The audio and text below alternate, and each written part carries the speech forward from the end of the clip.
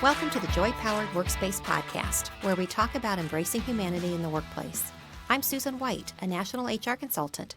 With me is Jody Curtis, owner of Purple Ink, an HR consulting firm, and author of Joy-Powered and the Joy-Powered Family. The topic of our podcast today is to answer a question that Jody and I receive a lot, and that is, how do I become an HR consultant? So, Jody, tell me, how did you decide to become a consultant? What was your path? You know, it's interesting. I think I can articulate my path now looking backwards better than I could have at the time. But I did figure out about myself pretty quickly after becoming an HR consultant that I am not a maintainer. And for the first time in my career in 2010, I was becoming a maintainer. It was right after the recession. The company I was working for was not adding on, not hiring, not doing a lot of new things, not doing a lot of training. And it was the first time in my career where I was bored. And I realized how much I love change. And I thought that working as a consultant would be constant change of clients, change of situations, change of questions. And that has certainly been the case. Was it my dream? You know, I always, even back in high school, I always said that I would be a business owner. I never dreamed that I would be a consultant.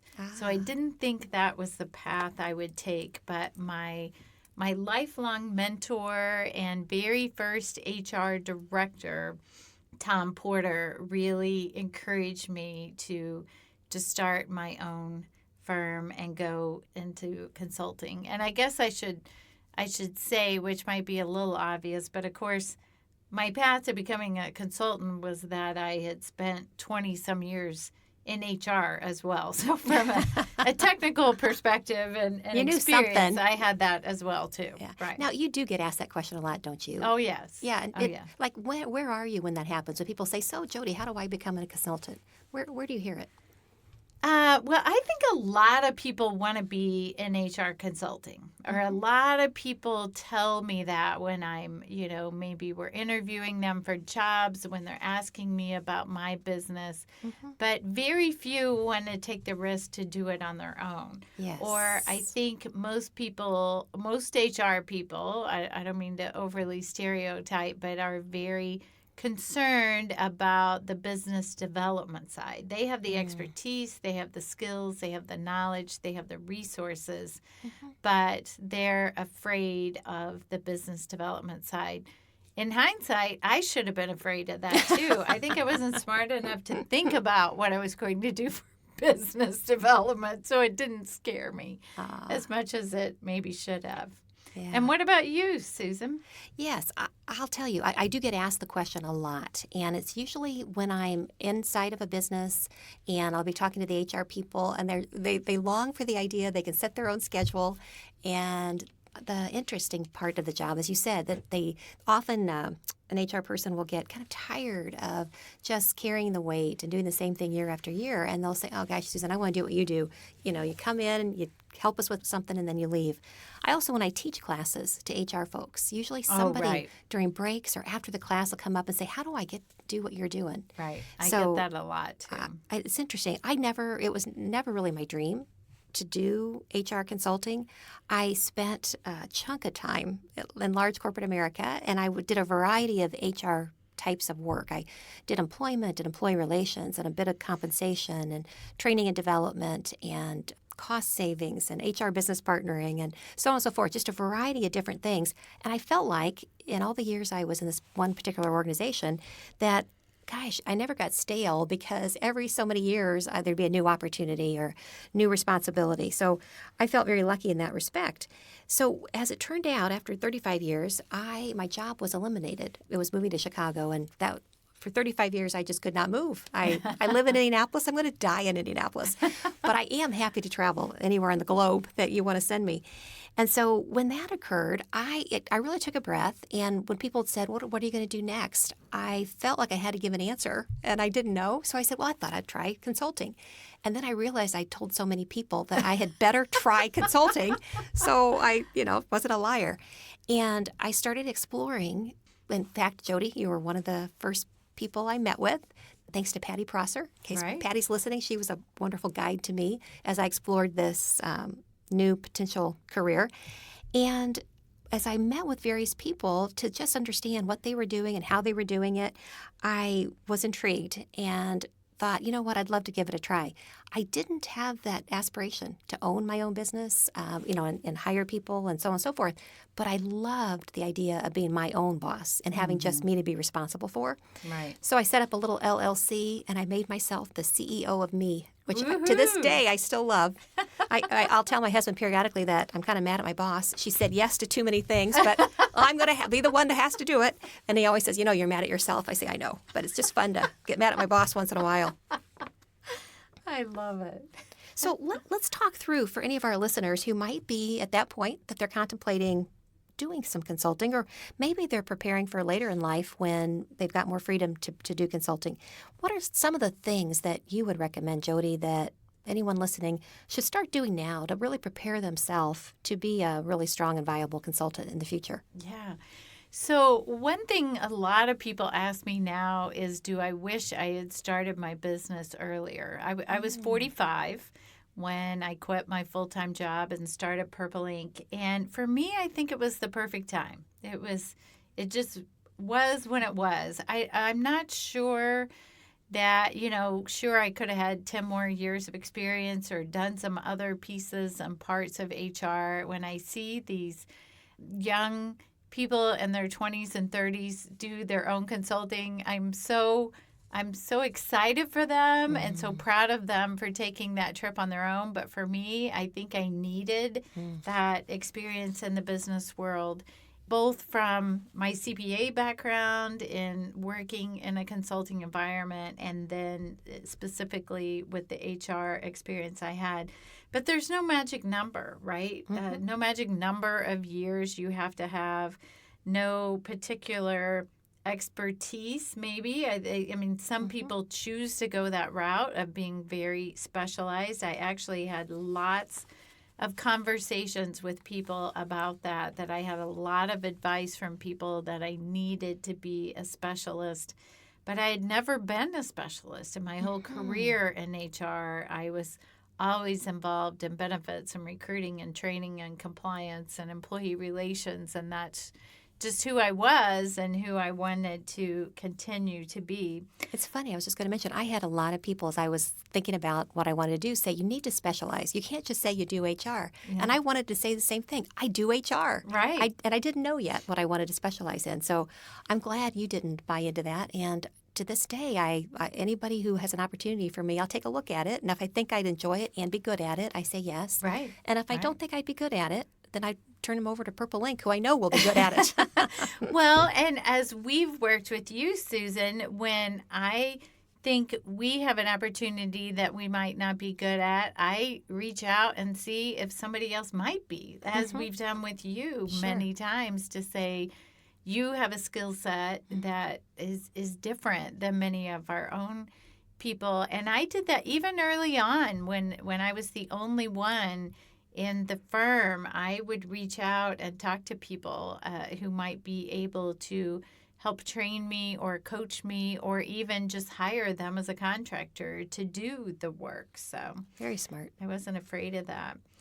In terms of credentials, when I started the firm, I already was certified as an HR professional. I have my CPA license too, which of course didn't really help me with HR consulting, but did help me in creating the business, setting the accounting system up, those types of things, which was very helpful. I don't think you don't have to have a certain degree or a certain credential, but I definitely think it builds a lot of credibility with clients and customers to say that you have been disciplined enough. It doesn't necessarily mean I'm smarter or better than other consultants, right? But I had the discipline and the commitment to devote my time and energy to obtaining that certification. I totally agree. And for listeners that are interested specifically in HR consulting, I would consider the SHRM CP or SVP and or HRCI, SPHR, PHR, GPHR. I think the more initials that you have, the more it demonstrates that you care about the profession and you are staying current. And that, I think, is really a differentiator because to stay certified, every 3 years you have to get at least 60 continuing ed hours that's recognized by those organizations. And I think that's going to help the business owner who's bringing you in to understand that you are staying in touch with the changing landscape. Right. I agree. What about references and testimonials, Susan? Did you do anything specifically around those? Well, I found it very helpful as I was starting out my practice to, if people wanted to have references, I did not have any consulting references because I hadn't been consulting. Right. So I drew upon my experiences in corporate America, and several of the senior leaders that I had done internal consulting with were very kind and open to talking to anyone who was interested. Surprisingly, in consulting, I find very few people really do call your references. I know. But I've got them ready. And now I certainly would have them talk to external, businesses that I've done consulting with. But truly, at this point, I feel like my business comes through referrals, and I haven't had people do it. But you need to be ready. So you should have some, hopefully, good contacts out there that could speak on your behalf. Right. And that's exactly what I did too. I didn't have consulting references, obviously, but people who I had worked with in my current or previous companies that were on standby for that. So I was also very involved before I went out on my own in Indy SHRM, and which then led me to be on the HR Indiana State Council. So I was building a very strong professional network as well of people in the HR space. Now, some people ask me, well, aren't they your competition? Well, sometimes there were, but we also had lots of different experiences to share. I've encouraged many people to think about starting their own HR consulting practice, even within the Indianapolis area, because I think there's plenty of work for us. And of course, many of those people, too, were potential clients or references or resources as well. And I think that's an area that I did not put enough time or effort into really establishing a professional network outside of the firm that I worked with. I worked hard in a community volunteer way and inside my company, but I would really suggest that if you are seriously thinking about consulting in HR, that Jody's path of really getting involved in the professional organizations locally makes all the sense in the world. Yeah. So I know you mentioned, Jody, that as you've talked to people that very few people seem to really be anxious to start their own firm, but they are interested in working for other firms. Maybe we should talk about that, independent consulting versus working for a consulting firm. Well, one thing I think, at least in the Indiana market, there aren't very many HR consulting firms. There are a lot of independent consultants, but there's not very many firms. Now, you could argue that a different way. There are lots of recruiting organizations. There are lots of benefit brokers.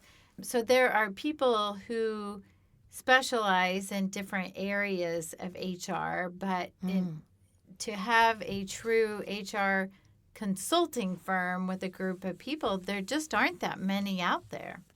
That is a great point. I love seeing Purple Link's growth over the few years that I've known you.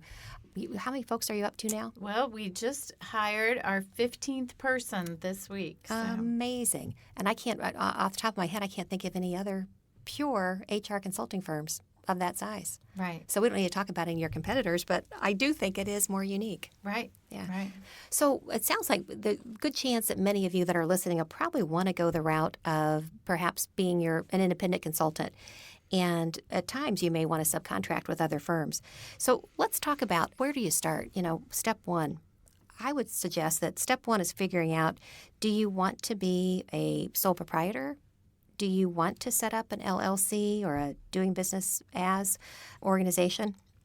Or, Jody, what is the other potential organization Yeah, just to become entity? incorporated Yeah. as what I would call from a tax standpoint, a C corporation. Gotcha. So, yeah. And do you have any thoughts about, for an independent consultant, where you would suggest somebody go with that? Would you Well, suggest? I think I, like you, started as an LLC, and that has worked for us. That's a pretty simple process.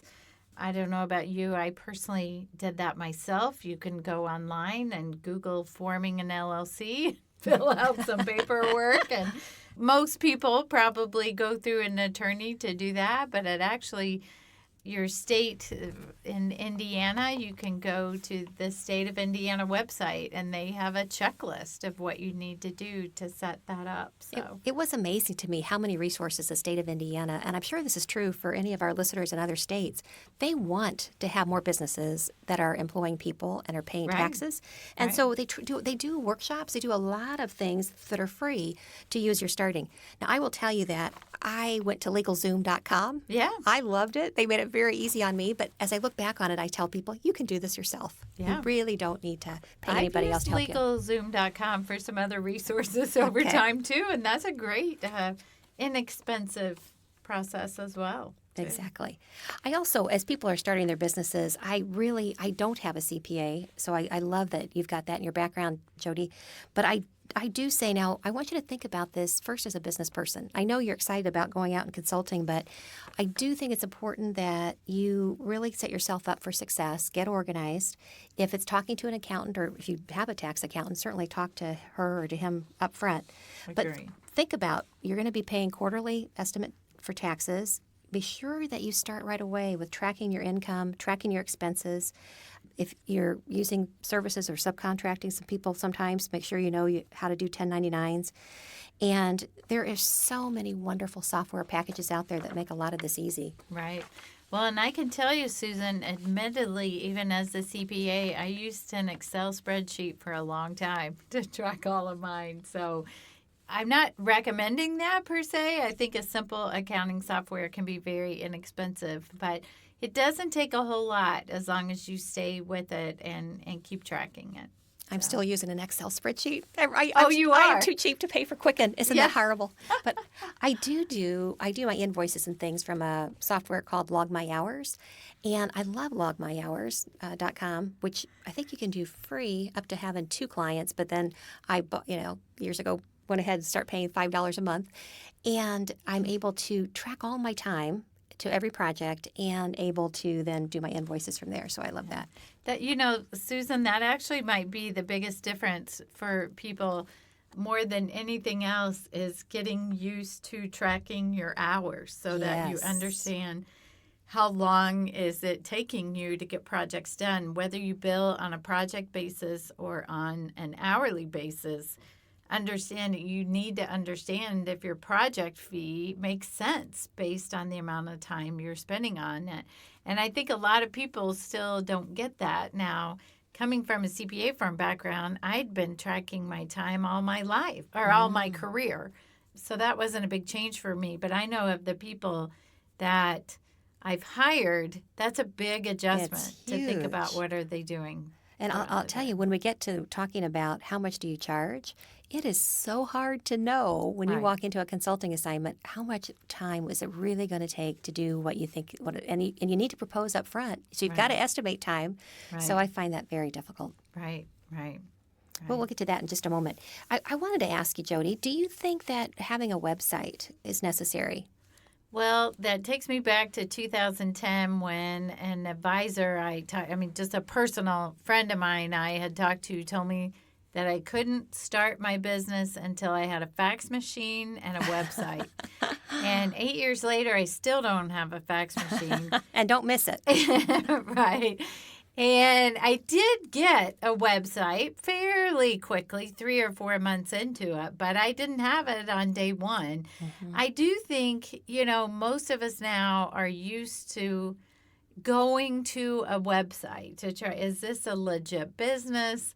Where are they and what are they doing? But I'm not sure if you're working on referral and start out with some clients, maybe it's not all that important. I think I'm with you. I like having a website because I love to go look at it. I'd like to see how many hits I get. I just find that really fun. But I'm not sure. I'm fairly confident I've never gotten any business through it. Yeah. It's more like the old business phone book where you wanted people to be able to see that you were in there. Right. As if there's no fake websites out there, right? I know. So what the heck? And then That's for funny. contracts, I originally, when I set up the business and I'd used LegalZoom.com, you had access to their, contract templates and things like that. What I have found in consulting is most companies, if they're very large in size, they have their own contract they are going to ask you to sign. Right. But for small businesses, I try to keep it so very simple. Yeah. I, of course, again, had used a lot of what we called engagement letters in the public accounting world. So I kind of continued to use that method of an engagement letter, but still is a pretty simple format. What is it that we're doing? How much will it cost? What are some of the expectations on both ends? And I find, some of our bigger clients create their own. So. One of the things that I've seen in contracts that I have collaborated with Purple Ink on that I just really like, and I hope you don't mind, I now use it because I think it was so powerful, is because I'd worked with firms that gave me contracts where if I ever wanted to leave, I had to give them at least 30 days notice or 60 days notice in another case. Right. And I love yours is that at any point in time, if we feel like the project isn't getting the expected results, it can be canceled by either side. Yeah. Oh, Yeah. I just love that. It's never happened, but I love the fact that I'm not marrying these people. Right. Right. Or that they're Not married to you, right? Exactly. I try to keep things very practical and easy for people to do business with us. I think it is, and I think that gives people confidence too that they're not into something. If it's not working at some point, we're going to be mutually respectful and walk. Right. Right. Well, good. So let's talk a little bit about, as a consultant, I think especially people making the leap from a full-time job into this, they want to figure out, can I make as much money or more than what I used to do? So I would love to just hear your thoughts. I did a little research about, like, how much should you charge for a job. When I was first starting out in consulting, I went to SHRM.org Yeah. and said, what are HR consultants getting? And they had a range in there of, I think, $90 an hour to like $275 an hour. And so, of course, my first job, I charged $90 an hour because I thought, well, I'm just new to this. But over time, I have changed and hopefully gotten much higher in that scale. How do you think about it? You have to price a lot of jobs and do a lot of estimates. Yes, we do. And after 8 years, I'm still not so sure that we're always good at it. But I do find when I talk to people, no matter what their consulting business is, that I think most people start out too low. And they lack the confidence to charge that higher rate. When you say looking at the range at SHRM.org is a great resource for that. But that was some really good advice I got when I started my business, was not to start too low. You can always negotiate down, but it's very difficult to raise that rate over time or to get it back up there. So I encourage people to start higher. Now, granted, you throw out that rate and some clients might stop the conversation right then and not come back. But if you can get them to at least consider that and then negotiate it from there, I think you're driving it. But I think if you go too low, you might be perceived that you're not adding enough value to them. And you need to think about, I do, that what is your time worth? And usually that you're going to prepare for it. The whole proposal process, which you're not getting paid for, takes a lot of time and energy. An article I read recently said that if you're looking at what you believe your hourly rate truly is and you're trying to replace it, that you should, as a consultant, multiply it times 2.4 to 2.7 times that hourly rate, because you're going to spend a lot more time getting ready for it and doing it. You're not getting benefits. So that was just an interesting, I thought, rule of thumb. Right. I think, too, let's say, for example, that a person is making a current salary of $100,000 and they're hoping to replace that $100,000. So if you divided that by $2,080. That gets you back to an hourly rate of $50 an hour. But what you have to consider is that you won't have 40 hours a week of billable time, right? You might be spending time on marketing or proposals or accounting or so, I'm lucky sometimes to have half that much in billable hours. And then, as you mentioned earlier, you're paying your own taxes. When you think about the taxes that you're paying that you weren't paying as an employee, you've got an additional 7.65% of FICA tax that you're paying double, right? So you had previously paid half of that, but now you're paying an extra 7.65. So you've got to add those things on too in order to get back to a number. Benefits, of course, too. If you're making $100,000 and your company was paying for part of your health insurance or whatever, so that number has to be higher than $50 an hour to get you back to $100,000 is my point, right? Yes. You have to think about So how much you can do and you that. know what? I think there's going to be some trial and error, but you Right. really want to pay close attention to it. And so when you do a job and you estimate what it's going to take and they agree to your proposal, it's really important you track what it really takes so that you get wiser over time, Right, right, Good. right. So let's talk about how you market your business. If you're starting out in consulting, we've talked about how wonderful it is if you get referrals, and that is a lovely thing. But most consultants, when they start out, may not have that strong of a network. So maybe we should talk about different things that you can do and maybe things you've currently done or you're doing currently, Jody, to market your business. Yeah. Well, certainly for a long, long time, the only thing I did was networking and referrals. Okay. And that's still, for me personally, a big part of how I develop business is through networking, being involved in professional organizations and community organizations in my church, lots of different things just to meet new people and tell them what I do. And then also networking with a lot of referral sources who also are marketing their business to the same people I am, which might be business owners and or HR directors, VPs of HR. It took me some time to do some paid advertising. Honestly, we still don't do a whole lot of paid advertising. We do a lot of social media. Emily, our marketing manager, is our hidden secret. I shouldn't have even said her name out loud. I don't like people to know who our hidden secret is in the background that drives a lot for us on social media. And then, of course, now I do lots of speaking, conferences. We write lots and lots of blogs, and, of course, our joy-powered podcast. But those have grown over time. I don't think people need to think in my first year that I have to be focused on all of those things. So what about you, Susan? I know you're doing some speaking. And I would say primarily for me, it is through referrals. And of course, I love doing this podcast, and that's a wonderful way, I think, to get the word out. I was going to mention some online things that folks might want to consider. I have not done these, but I do know other consultants who have had some success. One of them is through LinkedIn ProFinder. Don't know if you've ever used it or not.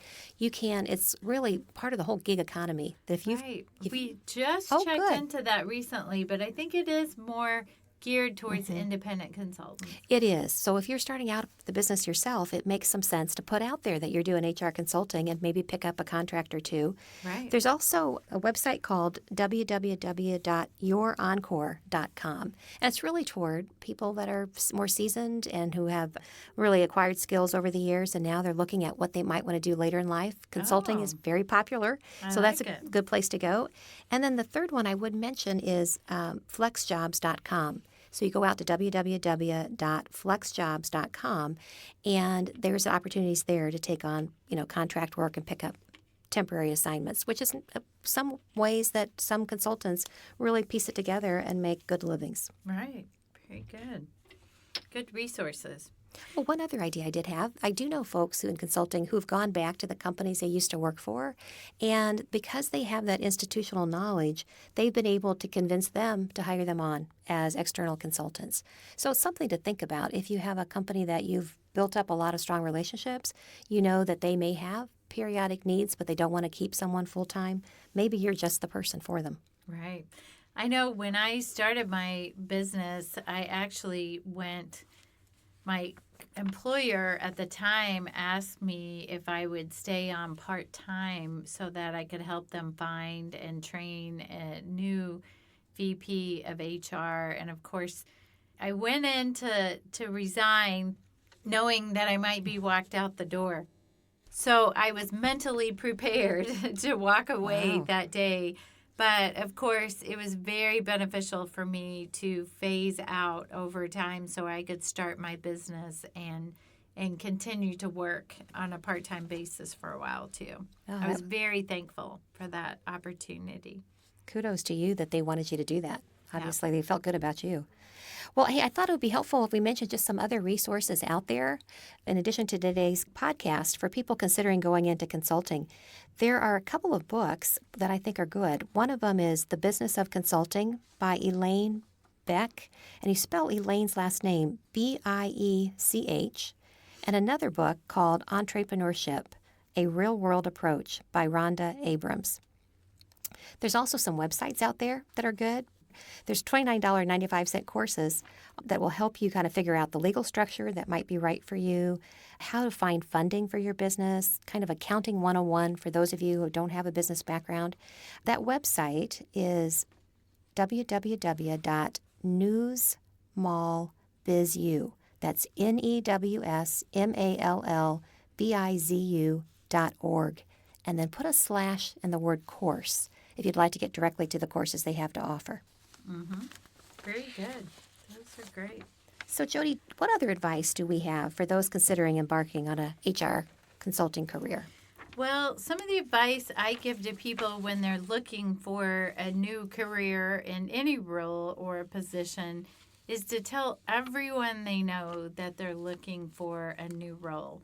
And that would be my same advice for consultants, to tell everyone you know that you're in the business of HR consulting. And whether it's the person checking you out at the grocery store or the mailman or your neighbor, I just think you never know who you might run into or who you meet who might be able to help you. Or, I've had many a times where I've had a conversation with what I thought was a relatively random person who then said, oh my goodness, my boss is looking for help. My parents, my brother, my sister, my neighbor, my whoever that might be in need of your services. So just tell everyone you know. That doesn't cost you anything. I think that is great advice. The only other thing I would say to folks is once you've had a good engagement, don't forget to go back 6 months, a year later, check in with former clients just to see how they're doing. And amazingly, you may have not been on top of their mind, but when they see you or they hear from you, they might say, you know what, we've got some other work that so-and-so you might be able to do for us. Right. Gut Plus Science is a weekly podcast hosted by Nikki Llewellyn, an employee engagement enthusiast and advocate. She interviews CEOs every week to help companies build successful people-first cultures. I don't miss an episode. Gut Plus Science, the podcast that explores employee engagement insights you can act on, from CEOs you can trust. Thursday mornings on gutplusscience.com. Susan, we did have a listener question this week. Haley in New York wrote in and asked, during a sexual harassment investigation, at what point is it appropriate or inappropriate to tell the accused who accused them? Haley, this really is probably one of the more difficult aspects of running a workplace investigation. If there is a sexual harassment investigation and the accused is called in to an interview, if there's a way that you don't have to reveal the name of the person who made the allegations, that's ideal. but I'm going to tell you it's pretty rare. Unless whatever occurred was so public that there were many witnesses to a particular behavior or an incident, then you might be able to get away without saying an individual name. However, in most cases, especially sexual harassment, it's usually someone feels they've been victimized by a harasser or a potential harasser. And so the accused does have a right to tell their side of the story. And so in that case, hopefully you've done a good job when you talked to the accuser to let them know that confidentiality is going to be carried to the point of a need-to-know basis. And that means that the individual does have the opportunity to respond if someone says that she or he touched someone inappropriately or, propositioned someone, did various things. The individual has a right to tell their side of the story. As an investigator, you have to really ferret out the truth, and you have to ask those questions. Now, you also have to ensure there'll be no retaliation either for the individual having raised the allegations, and you, as the investigator, have a responsibility to ensure management does that. But those are the times you have to do it. Excellent. I agree. So in the news today, a Human Resources MBA.net article cited the top 5 HR issues for 2018. Jody, I thought it was good for us to just make sure that everyone else knew what at least this organization feels the top 5 issues are that are happening in the HR world today. Right. No surprise on that first one. Number 1's harassment and the Me Too movement, which hopefully we're all aware of that one, or you haven't been in front of a TV or radio or podcast or anything in the past Sadly. 12 months. So. Yes. Number 2, employee well-being. I love this one. We've had podcasts on it about employees are really demanding work-life balance and a culture of caring from their employers.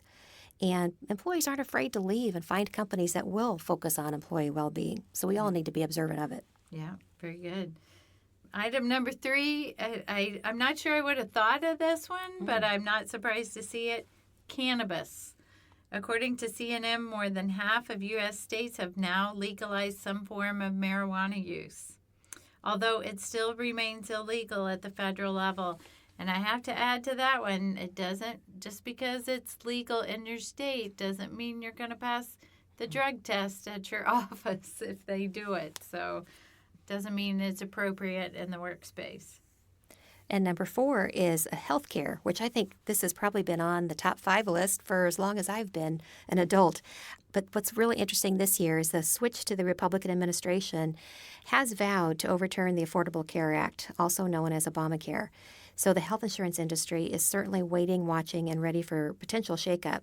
This means that there could be increased headaches for HR administrators trying to navigate the confusing world of local, state, and federal regulations. Yeah. And sadly, workplace violence is the number 5 top issue. 2018 continues to see a sharp increase in the rate of mass casualty shootings, and there are no signs this trend will stop anytime soon. HR departments must be ready for bomb threats, terrorist attacks, domestic violence, escalations on site. That's a tough one. Yes, it is. Well, please tune in next time. Thank you for listening today. If you've missed any of our podcasts, you can catch all episodes for free at iTunes, Google Play, Podbean, or wherever you listen to podcasts by searching on the word Joy Powered. If you have any questions on any HR topic, you can call us at 317-688-1613 or give feedback on our podcast via the Joy Powered Facebook account or on Twitter at Joy Powered. We welcome listener questions and comments. Thank you. And make it a great day.